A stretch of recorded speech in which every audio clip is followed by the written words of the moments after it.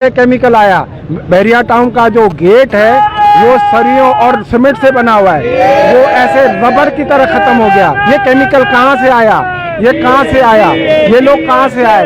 इतनी देर तक अंदर तक जलाओ घेरा होता रहा, क्यों नहीं उनको रोका गया इंतजामिया ने?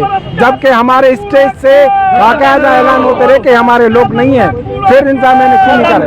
ये मलिक रियाज ने अपने चंद लाखों का नुकसान करके हमारी अरबों रुपए की जमीन हथियाने के लिए कोशिश की है, लेकिन हम इनसे नहीं खौफजदा होंगे। भले वो कितने भी केस करे, कितने भी काम में चलाएं, लेकिन हम अपनी जदोजहद में जाएंगे। कि जमीन पैसों से ली, जमीन उसने पैसों से नहीं ली है, जमीन उसने कब्जा की है।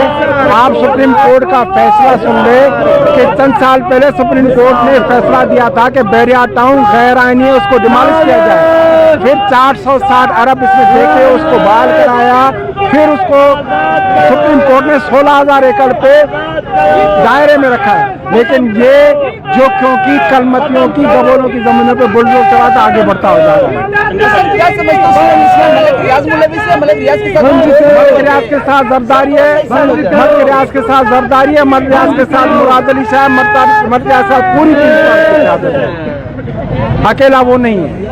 सर अब क्या रास्ता निकालोगे आप? कोई रास्ता नहीं है, हमारी जमीनें खाली करें, हमारे जो लोगों को